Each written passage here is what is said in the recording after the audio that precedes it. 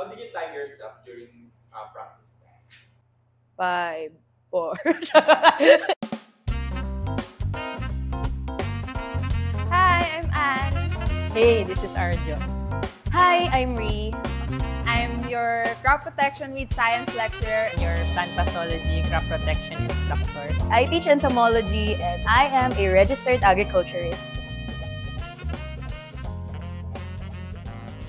Sapat na po ba ang 2 months para makapasa? Yes. Enough na yung 2 months. Siguro pwede mong gawin dyan is yung first month mo, more on understanding the concepts, pag-review ulit ng mga concepts, puro basa lang, ganun. Tapos yung second month mo ay practice questions para malaman mo, ma-identify mo ano yung areas na kailangan mo pa talaga ng aralin or kailangan mo pa ng memorization or familiarization. Ako din, 2 months din ako personally nag-review. So, kaya naman siya. Pero anticipate nyo lang na sa first month ninyo siguro or first weeks ng review is kakapain nyo lang kung paano kayo mag-aaral. Kasi mag-build pa lang kayo ng discipline kung paano mag-aaral. What is the study technique that worked the best for you? Ayan, lahat ng memorization ko, inilagay ko dun sa Entom. Tapos yung visual memory ko, nilagay ko sa Ansay. Kasi sabi ko, ano kayong breed ng baboy kapag ganitong kulay? So, ayun, ginanon ko siya. Tapos kapag familiarization, ginamit ko siya sa agri-extension. So, ayun, kung kayo, I suggest i-explore niyo muna yung mga intellect niyo. Huwag kayo mag-focus sa isang type of study method. Hindi ako fan ng flashcards, so hindi yun nag-work. I know many people na gumagana sa kanila yung flashcards.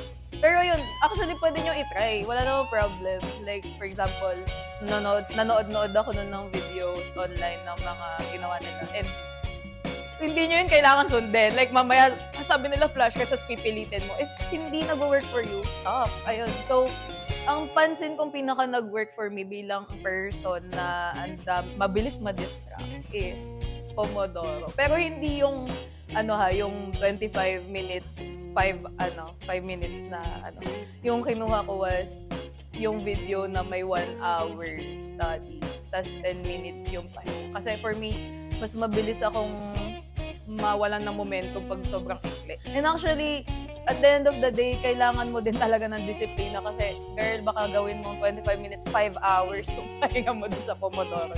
So, ayun, discipline din alone. Yun, pinaka nag-work for me is Pomodoro. How did you time yourself during practice? 5, 4. Hindi. Well, honestly, hindi ako nag-time nun. Kasi, nasa isip ko naman, 3.5 hours naman yung So, I guess, basta wag lang ako sobra sa 3 hours. Ay, hindi ako nagta-time sa sarili ko nun. Kasi sabi ko, 100 questions naman yung sa board exam. I have 3.5 hours to answer it. Sobrang, more than enough yung time ko nun. Tina-time ko ang sarili ko nun, although days siya, hindi siya hours, is yung time ko for a certain topic and certain subjects. Halimbawa, sinet ko na by this time, by this date, dapat tapos ko na yung answer. Dapat tapos ko na talaga yung lahat ng topics doon. Pwedeng may days doon sa linggo na yun na Monday, hindi ako nag-review at all, pero babawiin ko siya ng Tuesday or Wednesday. So, whatever works for you, pero for me yun talaga yung sa akin kasi nga, pinapakiramdaman ko kung kailan dumadating yung creative juices ko and yung will ko para mag-review. How do I remember everything I studied without forgetting? Siguro yung common mistake nga sa pag-aaral, in general, hindi lang naman sa review center, is yung memorization. Parang nang nag-aaral pa lang ako, pinaktis ko talaga na hindi mag-memorize. So, I familiarize with the topics. Make use of the questions talaga, mga sample questions. Multiple choice sa boards. And di mo naman need sobrang kabisa. Let's say, for example, scientific names, kailangan mo by syllable, kabisa. Girl, hindi yun ipapaspell sa inyo sa boards. So, ayun, ito yung sasabi nilang familiarization. Yan nga ba? Kaso pagdating ng familiar. Huwag ka lang pressure kung hindi mo memorize lahat. As long as pagka sinabi nila na yung topic na yung pina-explain sa'yo, kaya mong i-explain. Kahit hindi lahat ng terms. That's okay.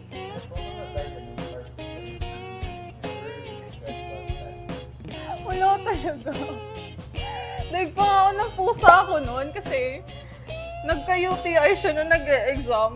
Siya, nag-antibiotics, nagba-vitamins. Ako wala, tubig lang. Makulit kasi yung tatay ko that time. Meron siyang pinainom sa akin.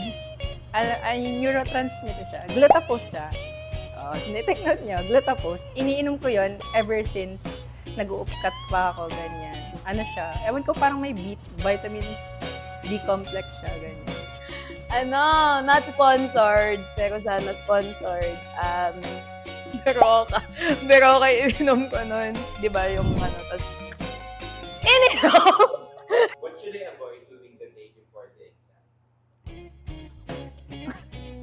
Umiyak. Charot. Yung pinaka-naka-help for me na like hindi ko ginawa before the exam is magpuyat. Di ba? Like, yung review ko the past few weeks is gabi. Pero I made sure na mag-rest ako the day before. And take note kasi sa day 1 compared sa day 2 and day 3, mas maaga kasi doon kasi may filling up pa kayo dyan ng kung ano-ano man na like details, may susulat pa kayong oath dyan na kung ano man na bawal gawin. Ayun. So, tapos, crucial yon kasi if hindi ka maagang nakapunta dun sa testing center, possible na ma-avoid yung, or basta bawal ka na mag-take. So, next year ka na yan. So, ayun, make sure na maaga ka. And, ang best way to do that is huwag magpuyat, sleep early, rest. Ayun.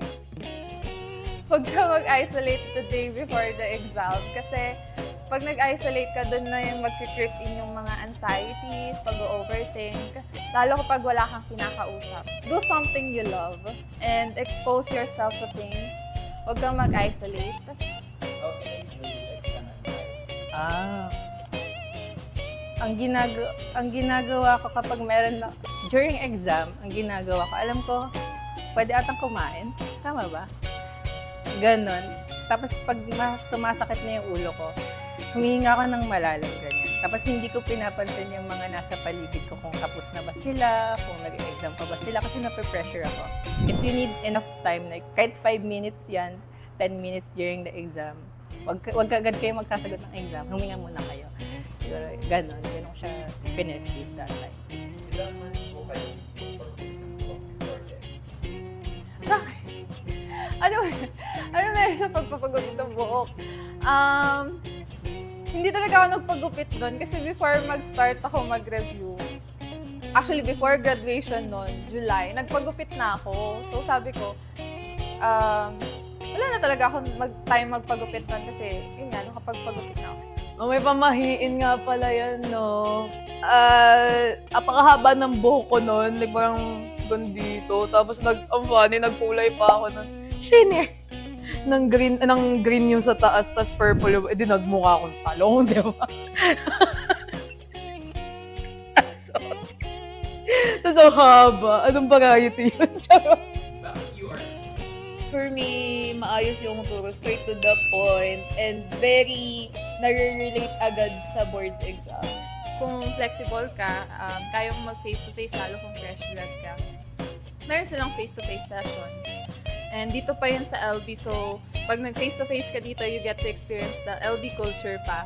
So bonus pa yun. Tapos meron pa silang mga tours na ina-arrange for F2F sessions na hindi nyo ma-experience sa iba. If may flexibility ka naman to study ng weekdays pero hindi ka capable na pumunta dito sa LB for F2F session, meron din naman silang ino-offer na self-paced review.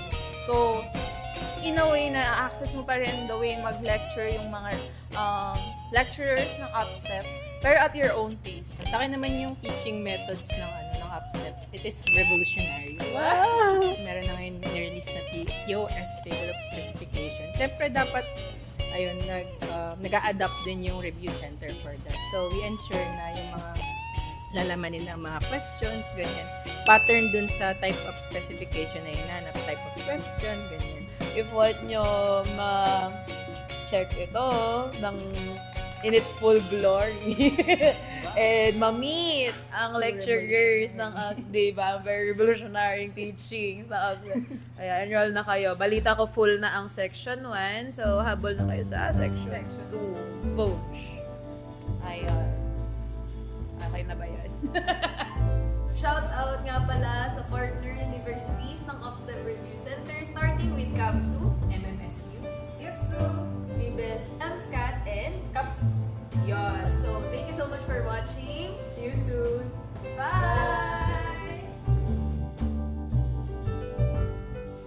yun nga, kung nagka-cafe kayo, di ba, nagbayad kayo ng kape.